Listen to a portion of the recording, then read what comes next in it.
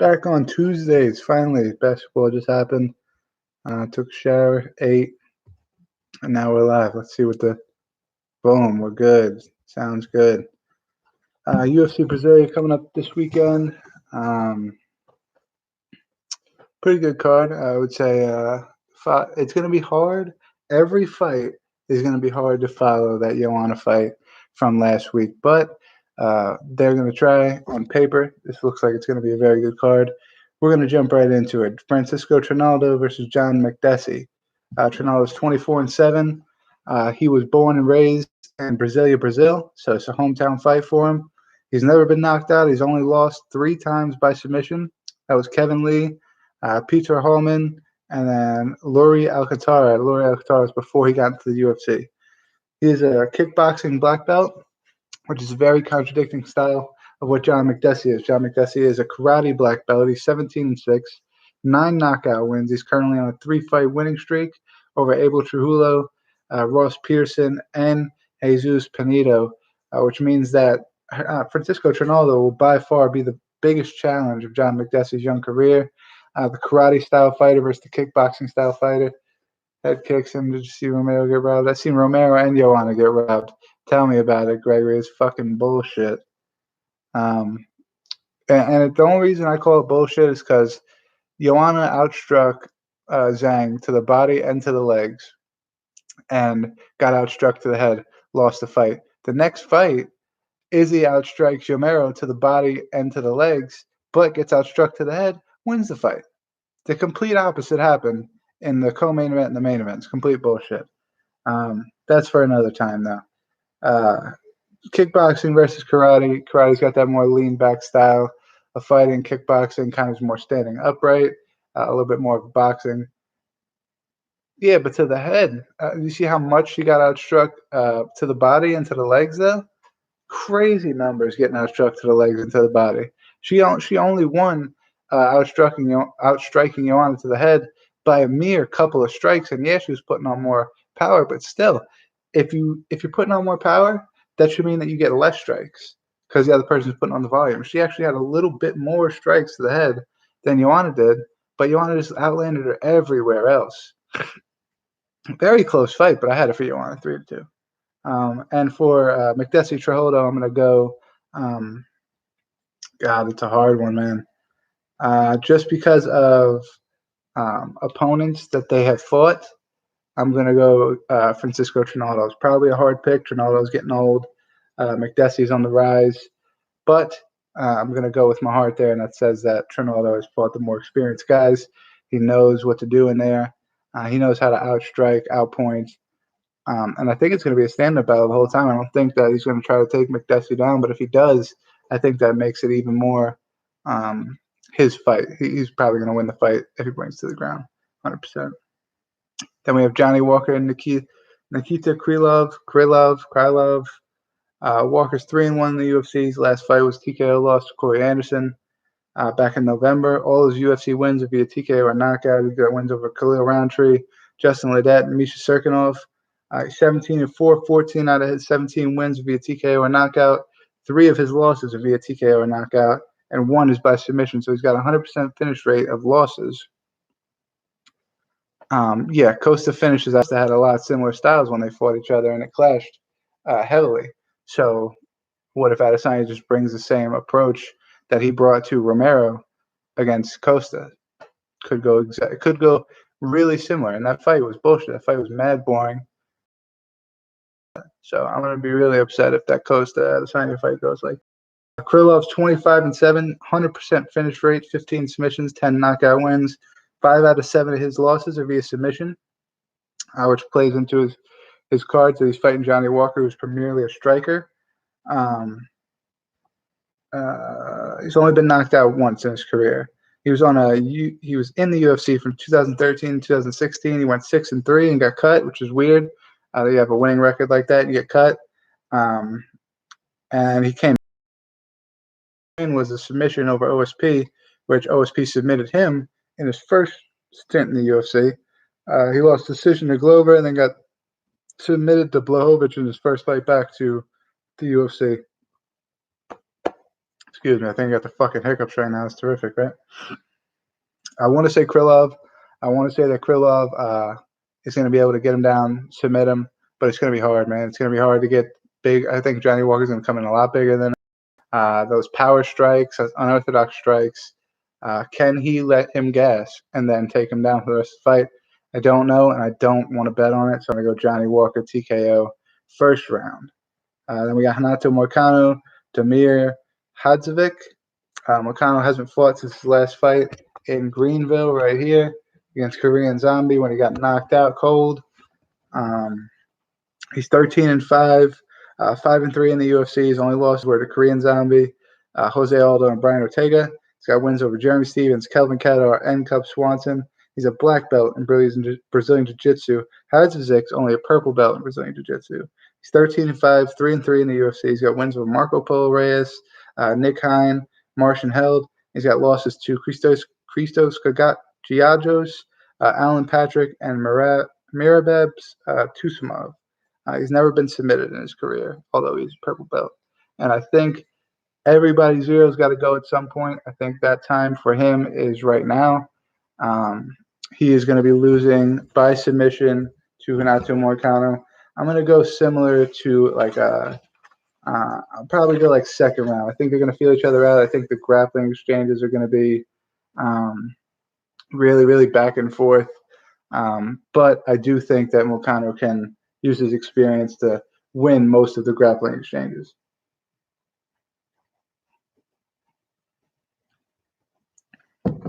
And we got Damian Maia, Gilbert Burns. The last two fights in the card, the co-main and the main event, are extremely hard to pick for me. I mean, the whole entire main card is pretty hard to pick, but these two fights especially, just because Maia is 28-9. He's currently on a 3-fight winning streak over Layman Good, Anthony Rocco Martin, and Ben Askren in October. The only one out of those 3 fights on his winning streak that's a grappler is Ben Askren, a little bit past his prime. 14 out of 28 of his wins via submission.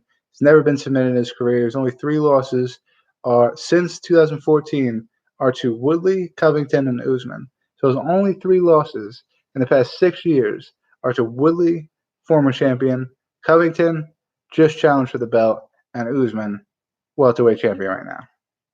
High-level fighters right there. He's a 4th-degree black belt, fighting Gilbert Burns, who's a 2nd-degree black belt, 17-3. Not as much experience there. Maia with, 37 total fights. Burns with 20 total fights. 18 out of 17 of Burns' wins are via submission. I don't think that plays into his hands going against Damian Maia. He's got no submission losses. He's on a 4-fight winning streak with wins over Oliveira, Alban Mercier, Mike Davis, Alexei Klitschko, and Gunnar Nelson. What I think it's going to come down to here is Gilbert Burns going to be able to stand up and have his way with Damian Maia? If he is, I think it's clear-cut. Gilbert Burns wins the fight. If it goes to the ground, it's going to be very, very hard to not say Damian Maia. What I'm going to put my money on is that Gilbert Burns keeps the fight standing, at least long enough to rock Damian Maia. Hopefully a TKO first, second round, and we'll go Gilbert Burns. Kevin Lee versus Charles Oliveira, main event. Lee's 18-5, 2-fight losing streak right now at 155. Alan Quinta and Rafael dos Anjos. He came to 170, looked great with a knockout win over Gregor Gillespie in November. And I want to point something out. I've been talking to people on Twitter today, and we're getting a lot of shit saying that he, because I said he looked cocky. He looked cocky in a stare-off with Oliveira. He's kind of looking him up and down. He won't look away from him. Oliveira's giving him the respect, looking in his eyes, shaking his hand. And Kevin Lee's just looking him up and down, mocking him. He didn't do that with Gregor Gillespie. He did it a little bit, but then Gregor Gillespie kind of looked back, did this and that. They had like a little funny moment. There wasn't really, serious here. He wasn't trying to intimidate Gregor Gillespie. He was notably trying to intimidate Charles Oliveira. And I don't think that plays into his favor. He did the same thing with Tony Ferguson. He did the same thing with Rafael dos Anjos. Did the same thing for Alan Quinta. He's 0-3 in those fights. He did the same thing with Michael Chiesa, but although he did win that fight was stopped prematurely. And if the referee didn't stop that fight before it was supposed to be stopped, who knows what could have happened? He could have lost that fight. The pressure could have collapsed on him. But my point is the kid's 0-3 in fights where you try to intimidate your opponent. Just wouldn't. That wouldn't be my MO. I wouldn't go with that if that's what my track record was on doing stuff like that. Charles Oliveira is 28-8-1. He's on a 6-fight winning streak right now, dating back to 2018. So 2 years, 6-fight winning streak over Clay Guida, Christos Giagos, Jim Miller, David Tamar, Nick Lentz, and Jared Gordon. 18 out of 21, 18 out of 28 of his wins are via submission. 26 out of 28 of his wins are via finish. He was finished in 7 out of 8 of his losses. Kevin Lee's really good at edging out decisions. He wasn't that good at submission fighting against let's see, Tony Ferguson. I think RDA was able to catch him in something, if I'm not mistaken correctly. If I'm not mistaken, he wasn't able to finish him, but he was able to catch him in something. I think the submission game is going to play a lot into Charles Oliveira's hands, and Charles Oliveira is not primarily a grappler either. He's a really good striker, and I think that's where the line gets drawn with Gregor Gillespie versus Charles Oliveira, in which Kevin Lee is fighting them. Is there's two different style of fights. Yeah, they're both good grapplers, but I really think that Charles Oliveira holds that other side of the candle. He's really good at stand up. And if Kevin Lee tries to stand up with him, although Kevin Lee has looked great at 170 stand up, it could be a really, really close fight. I don't want to say I'm leaning one way or the other, but I'm going to go Charles Oliveira via decision, honestly. I'm probably going to go decision. If not decision, he'd probably get like a late third, fourth round submission. But I'd probably go with, because I don't think Charles Oliveira is going to gas either. I think Kevin Lee might gas fourth, fifth round, and that's not going to be Charles Oliveira. He's not going to gas. He's going to be going full steam the whole fight. And I could see Charles Oliveira taking a late submission or a decision win over Kevin Lee. Also on the card, Jose Formiga versus Brandon Moreno, Ronda Marcos versus Amanda Ribas, Elizio Zaleski dos Santos versus Alexi Kunchko, Hani Yaya versus Enrique Barloza, Myra Moros versus Myra Bueno Silva, Gustavo de Silva versus David Dvorbek, and Veronica Macindo versus Bay Molesky. A bunch of great fights in that card. A couple of people that are not really too familiar. A lot of people making their UFC debuts, but on paper, this has great card written all over it. I'm kind of upset that I won't be able to see most of it. We'll be going to the St. Patrick's Day thing here, so most of it I won't be able to see, but I will try to catch some of the early fights. And Juice Davis, I'm coming for you, man. You won a couple bucks off me in those close fights. Romero, Asanya, and fucking Wale Zhang and Joanna, those are close fights. You won a couple bucks off me. I'm coming back. Fucking open up your wallet, bro. I'm betting you when this week comes. I don't care. I'll take random ass fights. I'm betting. I'm putting money down. And I'm gonna win it back. So coming after you, Juice. Just know that. And next Tuesday we'll be back. Saturday, of course, there's nothing going on. We're probably gonna leave. Maybe I'll do something before we leave, but I would doubt it. So till next Tuesday. UFC London after that. UFC London could be possibly in jeopardy because of everybody's shutting down. I mean, not in jeopardy for TV because they haven't done that with any other event where they've just completely stopped the event. But they are doing a lot of events right now with coronavirus to where they're only allowing the players. They're not allowing any fans in the stands or anything like that. So if you got tickets to UFC London, you could be in jeopardy. I'm hearing that they could be pushing that back or just doing the no fans, strictly the fights and nobody in the crowd and just taping it and that. So I would watch out for that. Also, Ohio just released a statement that said no high school, college, or professional sports events indoors will be going on there. So the UFC, I think it's Columbus, should be in somewhat in jeopardy there. Timothy Despres says, Adesanya soft. I agree 100%. He's got that kind of like I'm a bully mindset. And then once he's fighting guys like Romero, Paulo Costa, he don't want to fight Jon Jones. Once he's fighting guys like that, he plays that defensive game. He just wants them to come to him. He wants the counter strike. He doesn't want to be the aggressor, Where was that? Where was this counter-striking, running away type of style when he was fighting Marvin Vittori and fucking Rob Wilkinson and shit like that? No, he was charging forward. He was putting his striking out there because he wasn't scared of the consequences. Now he's scared of the consequences. I agree. I wouldn't fully say he's soft because he's an MMA fighter. No MMA fighter should be soft. They get in there and they fight in a cage for a living.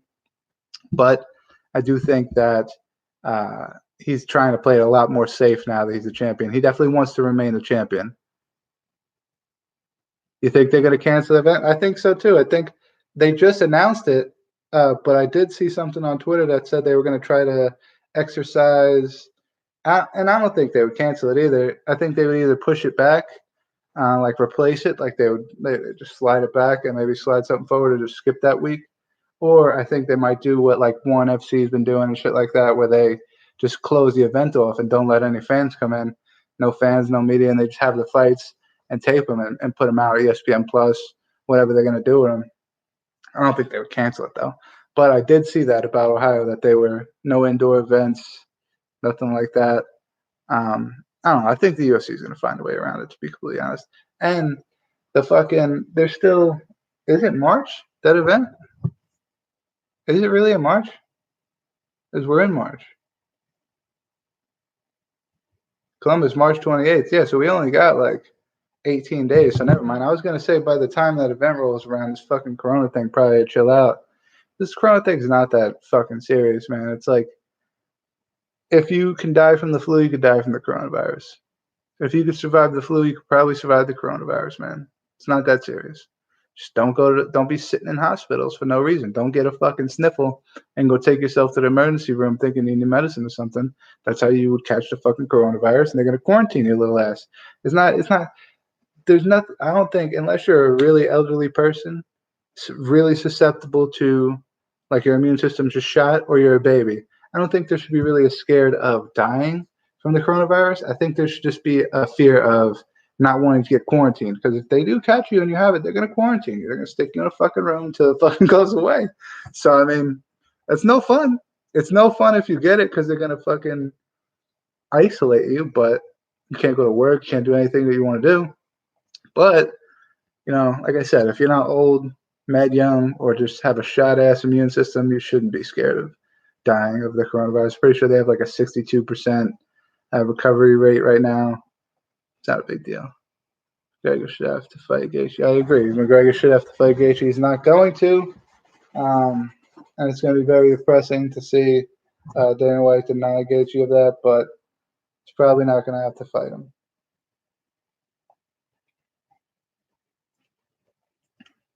Dustin's fighting Hooker, and where did they say that was happening? Dustin's fighting Hooker at the main event of San Diego, May 16th. So it won't be Dustin, it won't be Hooker.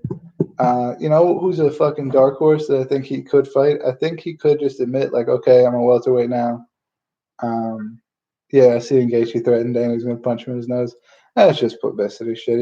He's seen Nate Diaz say a bunch of shit like that and get fucking mad popular.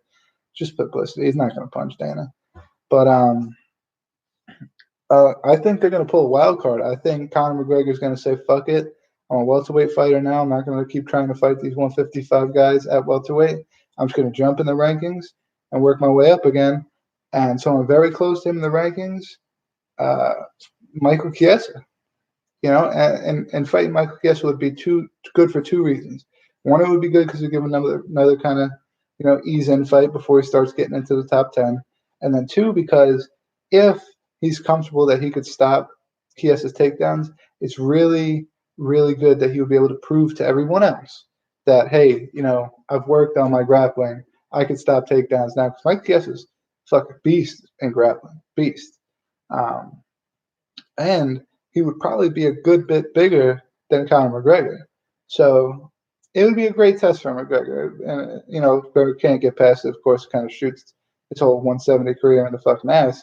But if he can get past him, slingshots him right into the top 10, proves to everyone he can stop the takedown, because you're going to have to stop the takedown when you get to the top. When you get to the fucking Covington, Usman, Woodley, fucking Gilbert Burns, Damian Maia, you're going to have to stop the takedown. So I wrote up an article. I think it was for Cage Side Press.com. I wrote up an article about matchmaker after the Chiesa fight, and I think that's what's going to happen. I think Chiesa, they're going to give him the fight with McGregor, which I don't think is as fun fight as Justin Gaethje and McGregor. But at the same time, it could be beneficial for McGregor's career, could be beneficial for Chiesa's career, and I don't like the idea of McGregor taking these 155 guys and fighting them at 170, and then him moving up in the 170 rankings, and the other guys going back to 155. I don't think that's right. I don't think that's how the ranking system should work. Um, so I don't like that idea. I mean, I like him fighting Justin Gaethje, but go back to 55 if you're going to fight Gaethje. Don't pull Gaethje up to 70, and then that next fight Gaethje goes back to 55, and you climb in the rankings for some reason for beating another 155er. He got put into the welterweight rankings for beating Don Cerrone. He's 155 right now. Admittedly, a 155 right now. So, I mean, I know Don Cerrone's fought at both, but Cerrone is currently fighting at 155, and he took him up to 170 and fought him. And Cerrone's next fight is probably going to be at 155 if he fights again. So I don't like that idea. I would like him to work his way up. Sente Luque will be a good fight for him. Michael Chiesa, just a couple guys back there. Very coming back, beating number 5 ranked. Then he jumps to ranks. Yeah, it's bullshit. It's complete bullshit.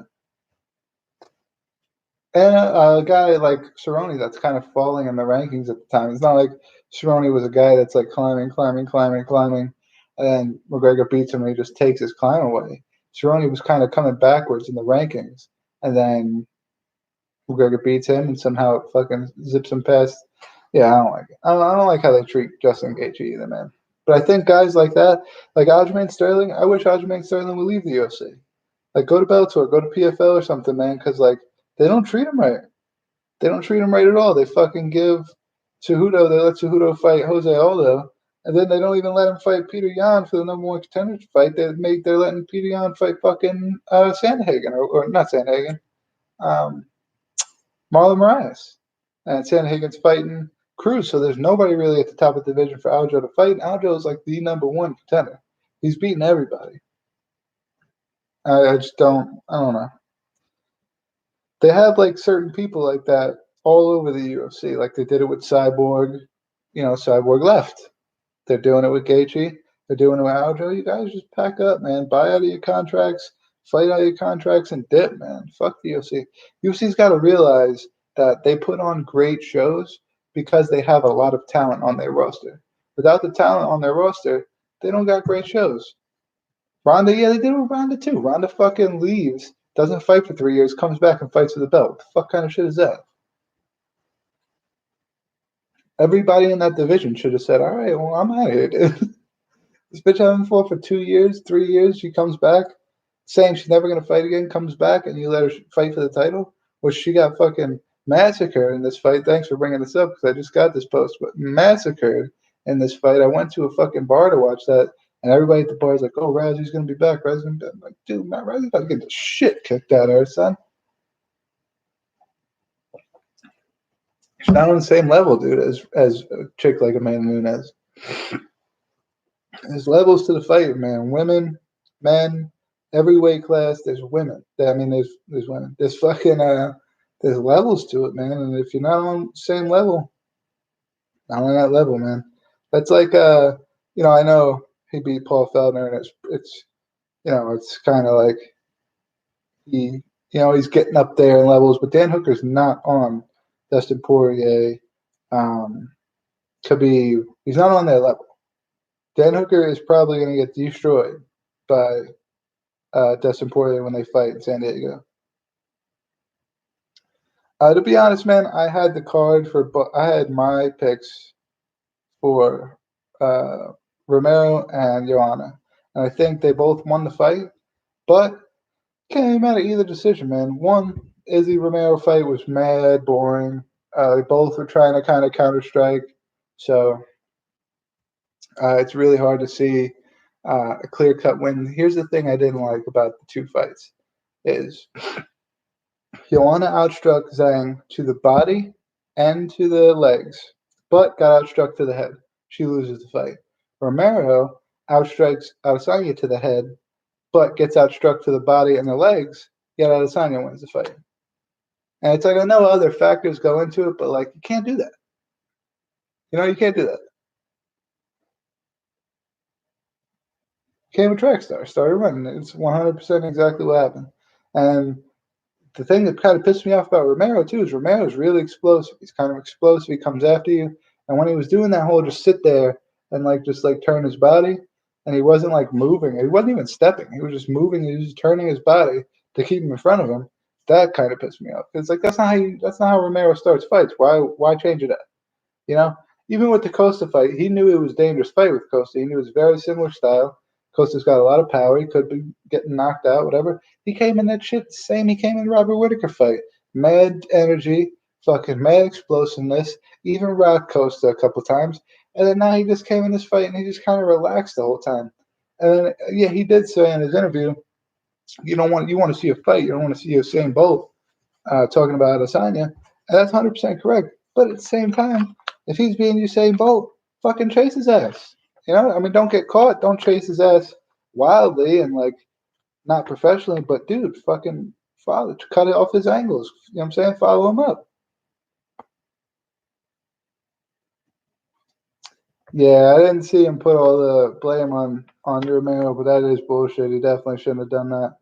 I understand you gotta preserve your superstars, your champions, all shit like that. But at the same time, you got to be honest about the fight. You're watching the same fight as everybody else. You don't want to look stupid. You don't want to say something like that.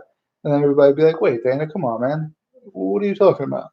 That's how you ran the entire fight. And yeah, Romero didn't engage. That's because Romero is the same style of fighter as a counter striker. He uses his explosiveness in counter strikes. So what? Adesanya seen that and said, oh, I'm going to take the same fucking approach so he doesn't try to counter strike me. And then what? Then you got a fucking stalemate. It's like he didn't blame Francis Ngannou against Derek Lewis. He didn't just blame Francis. He said it's the worst fight I've ever seen. Blame them both. That's what you're supposed to do. That's bullshit, putting that shit on Romero. I didn't know he did that, but that is way bullshit. They did that. McGregor shoes for that, man.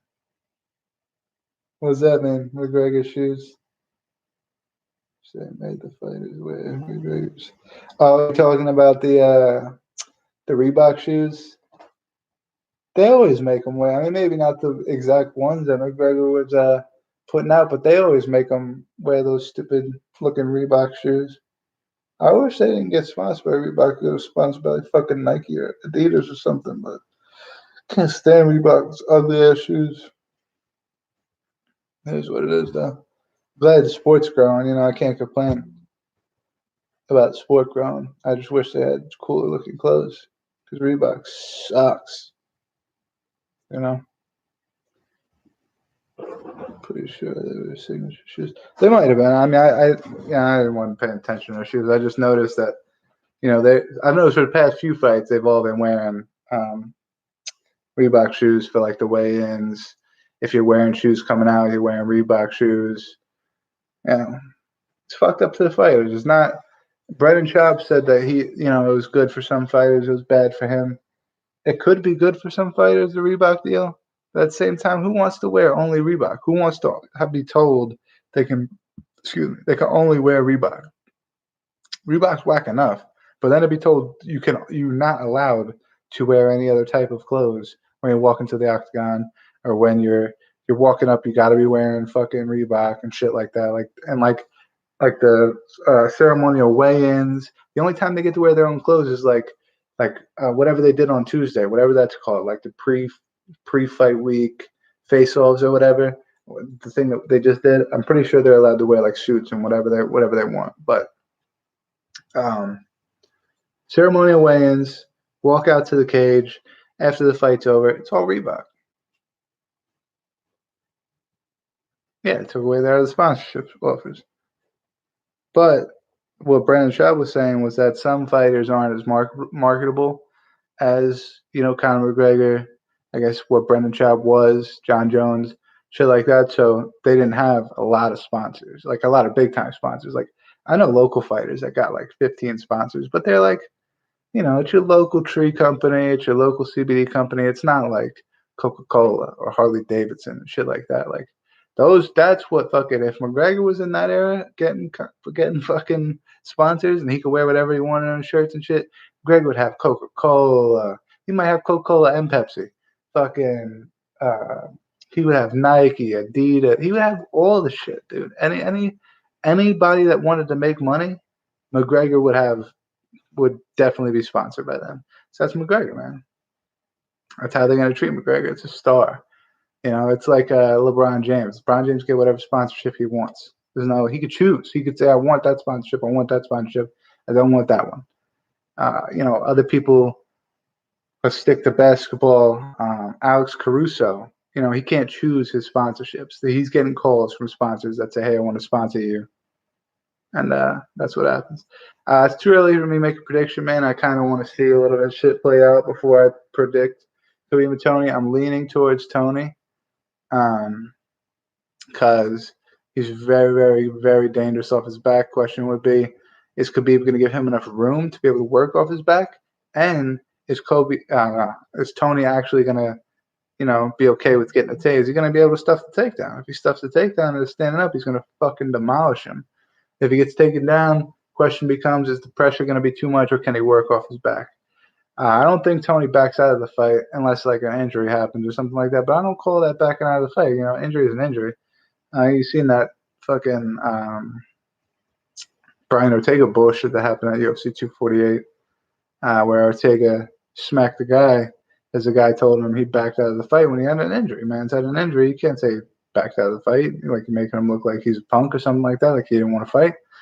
He legitimately hurt his knee. You can't, what I'm saying? You can't walk around saying shit like that, like with injuries at least. Like if he gets injured, I'd say he might back out. But I don't think Big Smash and Tony look horrible wrestling Kevin Lee. But he did. But what happened with Kevin Lee? He threw up a fucking triangle choke and choked his ass the fuck out. That's what I'm saying. If Khabib leaves enough room, if Tony can eat him up with those elbows and get Khabib uncomfortable and get Khabib bleeding and leave just a little bit of room for Tony to throw those legs up, it's going to be trouble, man. And then with submission attempts comes Khabib overcompensating, trying to get out of the submission attempts, which allows for Tony to get back up. And if they're standing up, you already know what the fuck's going to happen. Tony's going to eat him alive. So it's a different animal. I agree. It could go that way. If the top pressure, if Khabib just don't care, Khabib's eating those elbows, fucking keeping the pressure down, bleeding everywhere, staying on top of Tony, not giving him no room, I agree. He probably fucking smashes him for 5 rounds. But, there's a lot of different factors that go into it, man. Nobody's good off their back with their elbows like Tony. Nobody's got submissions off their back like Tony. Tony's going to match Khabib's cardio. He's not gonna get tired in the 3rd, 4th, 5th round and just let Khabib hold him down. He's gonna be fighting to get back up, fighting for elbows the entire 5 rounds. It's a completely different fight, man. It's hard to say either one's gonna completely demolish the other one unless they stand up. They stand up, Tony's fucking them up every day of the week. I don't care. Khabib dropped McGregor with that one left hand because he was faking a takedown. He faked a shot. McGregor put his hands down to try to stop the takedown. Khabib throw overhand left, knock him down. My thought process with Tony is Tony's not going to care if he gets taken down. Tony's going to want to get taken down just to see if he can get back up, just to see if he can throw some submissions up. He's a fucking psycho, Tony. He's a crazy guy. I don't call him psycho because he might be a nice guy, but he's a crazy guy.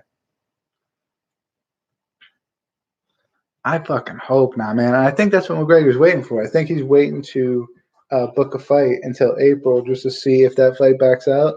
And if that fight doesn't back out, I don't know, maybe a couple weeks before, he'll probably book a fight for the middle, like a couple months after, a month or 2 after. And then hopefully he'll be ready for the winter. You know what I mean? If everything goes good, everything is planned. Is what I'm thinking McGregor's plan probably is. Maybe not, but I'm thinking that's probably what it is. But I don't know. I hope, I'm praying to God they don't. I want to see that fight. That fight's been 5, 6 times booked. I really, really, really want to see that fight. I think that's the best fight to make in the lightweight division out of everybody. Excuse me, anybody you can think of. I don't hate the guy, but I definitely don't like him. I agree with you on that. I don't like. It's not that I don't like cockiness, because I like some cockiness. Tony Ferguson, I find him hilarious. Chael Sonnen, I love Chael Sonnen. It's just when it doesn't seem authentic. And, Chael Sonnen's shit talking shtick took it until he retired, man. He lost fights. He don't give a fuck. He's talking shit. Conor McGregor literally was on audio telling Khabib it's just business. After that, it's kind of like, dude, this is fake, man. This is for show. Like, I don't buy it. That's the only reason I don't like him, is because I don't buy it. I didn't buy it from jump. I didn't buy it from, him first talking shit to like, what the fuck was he saying? We're here to take part. We're here to take over. Like, all that stuff was cool. But then when he starts like going after people, red panty night, all shit like that, that's when it just went too far. So, Aldo, yeah, what he did with Aldo, that was way too far. You could see he was faking it completely. He kind of, actually, with the Aldo fight, I kind of think like he was so full of himself here that he actually like believed like I could be this type of guy. It took maybe he felt that way the whole time, but I could see through it, and it just Khabib obviously could, and then he said it out loud and blew his whole fucking cover against Khabib. And guess what? Since then, he comes back and he has acted respectful with Donald Cerrone. I guarantee you, if he fights Chiesa or whoever, he's going to try to act respectful. Now, if he fights Justin Gage, he's going to have a hard time. Justin Gage is going to be talking that shit. So, I think Conor McGregor is going to be kind of inclined to jump in, or else there's going to be some serious question about his character. So, but a guy like Chiesa, I think Chiesa is going to be respectful to him. So I think he'll be respectful to Chiesa. A bunch of the other guys that he would fight, I think he would just try to come in and be respectful to. Get his rematch. No, Kobe shouldn't get a rematch. Usman should fight Masvidal. Kobe should fight the winner of Woodley and Edwards. And the winner of that fight should fight whoever wins out of Masvidal and Usman. Which I think is going to be Woodley. I think Woodley will beat Edwards, and then I think he'll beat Covington. So I think Woodley will get a shot back at the belt.